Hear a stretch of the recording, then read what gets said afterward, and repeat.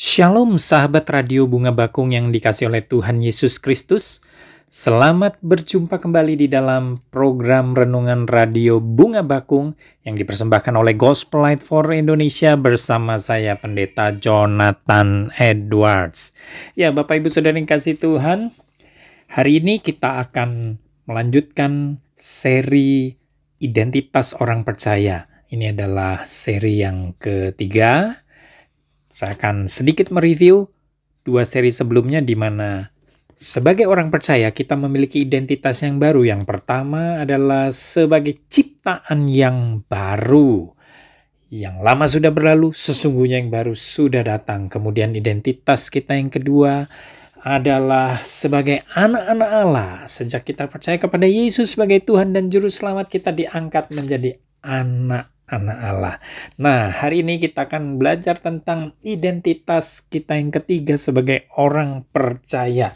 Nah, mari kita sama-sama membuka Alkitab kita di dalam Roma pasal yang kelima, ayat 9 dan 19. Saya bacakan bagi kita semua. Roma 5, ayat 9 dan 19. Lebih-lebih karena kita sekarang telah dibenarkan oleh darahnya, kita pasti akan diselamatkan dari murka Allah. Ayat 19. Jadi sama seperti oleh ketidaktaatan satu orang, semua orang telah menjadi orang berdosa, demikian pula oleh ketaatan satu orang, semua orang menjadi orang benar. Nah, identitas kita yang ketiga sebagai orang percaya adalah kita orang benar. Wow, ini gimana ini? Kok bisa menjadi orang benar? Ya, tadi kita sudah baca di Roma 5 ayat 9, lebih-lebih karena kita sekarang telah dibenarkan oleh darahnya, kita pasti akan diselamatkan dari murka Allah. Nah, jadi sejak kita percaya kepada Yesus, maka kita telah dibenarkan oleh darahnya.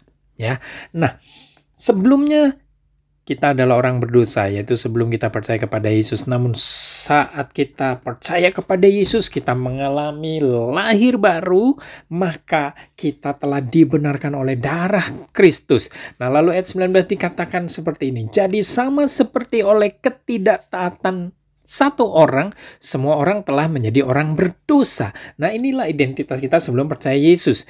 Dikatakan sama seperti oleh ketidaktaatan satu orang. Nah, siapakah yang tidak taat ini? Satu orang yang tidak taat ini. Iya, benar. Adam, ya. Jadi sama seperti oleh ketidaktaatan Adam, semua orang telah menjadi orang berdosa. Nah, jadi setiap manusia yang lahir di muka bumi cara jasmani kita ini adalah keturunan Adam, di mana karena Adam tidak taat, sehingga keturunan Adam, kita semua menjadi orang berdosa, ya. Tetapi puji nama Tuhan, karena selanjutnya dikatakan demikian pula oleh ketaatan satu orang, semua orang menjadi orang benar. Nah, siapakah ketaatan satu orang ini? Ya benar, ketaatan Yesus Kristus, ya. Oleh ketaatan satu orang, yaitu ketaatan Yesus Kristus, maka semua orang menjadi orang benar. Itulah identitas kita yang ketiga. Nah, tentu semua orang di sini adalah semua orang yang percaya kepada Yesus sebagai Tuhan dan Juru Selamat secara pribadi.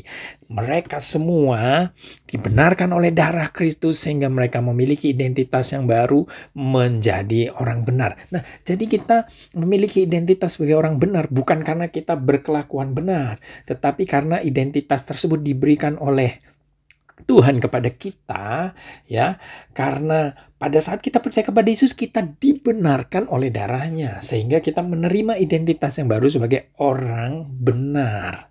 Ya, sama seperti kita menjadi orang berdosa, bukan karena kita lahir langsung langsung bisa berbuat dosa sehingga jadi orang berdosa. Tidak, kita jadi orang berdosa itu karena ketidaktaatan Adam, ya, di mana semua keturunan Adam, oleh karena ketidaktaatan Adam, maka kita menjadi orang berdosa. Tapi sejak kita percaya kepada Yesus, identitas kita ganti dari orang berdosa menjadi orang benar karena kita telah dibenarkan oleh darah Kristus. Nah, sebagai orang benar, kita memiliki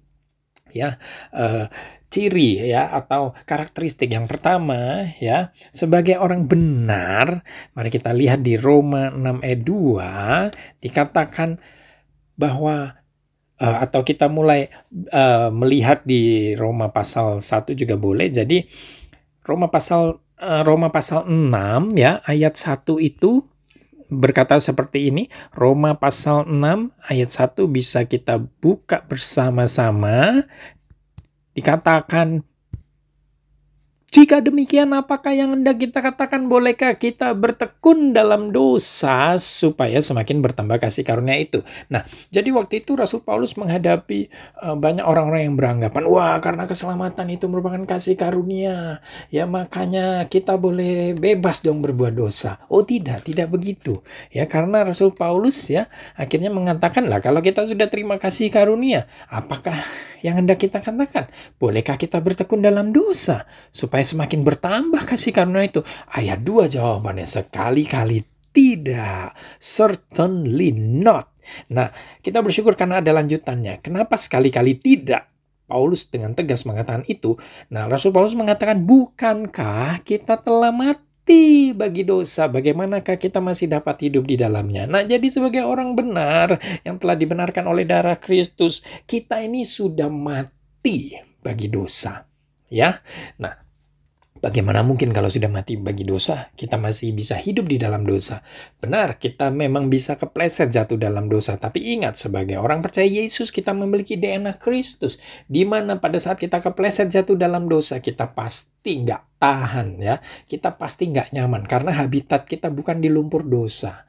Ya, kita adalah domba-dombanya Tuhan. Domba itu habitatnya di padang rumput ya, sehingga waktu kita jatuh dalam dosa kita pasti bangun karena nggak betah ada di lumpur dosa. Nah itulah karena kita telah memiliki DNA Kristus, karena kita telah menjadi ciptaan yang baru ya. Nah kita sudah mati bagi dosa ya, itu yang pertama ya. Nah, kemudian yang kedua, sebagai orang benar, kita juga sudah dimerdekakan dari dosa, ya. Nah, ingat bahwa ya, sejak kita percaya kepada Yesus yang tadinya kita dibelenggu oleh dosa, menjadi hamba dosa, kita sudah dimerdekakan dari dosa dan menjadi hamba kebenaran. Roma 6 ayat 18 mengatakan, kamu telah dimerdekakan dari dosa dan menjadi hamba kebenaran. Puji nama Tuhan. Nah, lalu yang ketiga, sebagai orang benar, kita juga sudah dibebaskan, dimerdekakan dari kutuk. Galatia 3 ayat 13 mengatakan, Kristus telah menebus kita dari kutuk hukum Taurat dengan jalan menjadi kutuk karena kita, sebab ada tertulis, terkutuklah orang yang digantung pada kayu salib.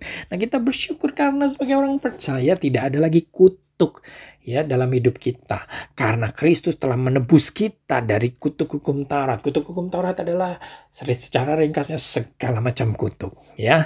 Nah, Yesus ya sudah menjadi kutuk karena kita. Pada saat dia digantung di atas kayu salib, dia menjadi kutuk karena kita supaya kita ditebus ya oleh Kristus, ditebus dari kutuk ya. Puji nama Tuhan, kita sudah dimerdekakan dari kutuk. Nah, lalu yang keempat, sebagai orang benar, kita juga mengenakan Kristus. Nah, ingat Bapak Ibu Saudara yang kasih Tuhan bahwa kita mengenakan Kristus. Sejak kita percaya kepada Yesus, dia tinggal di dalam kita, dan itu berarti kita mengenakan Kristus, sehingga karakter kita yang keluar dari dalam kita adalah karakter Kristus. Nah, itulah identitas kita yang ketiga, orang benar, karena kita sudah dibenarkan oleh darah Yesus. Bukankah ini kabar baik bagi kita semua Bapak Ibu Saudara? Ya, puji nama Tuhan, biarlah kita menyadari siapa kita di dalam Kristus sejak kita percaya kepada Yesus Kristus sebagai Tuhan dan Juru Selamat. Setelah kita diselamatkan, kita juga memiliki identitas yang baru, dan inilah identitas kita yang ketiga, yaitu orang benar. Ya, puji nama Tuhan. Tuhan Yesus memberkati kita semua. Mari kita berdoa.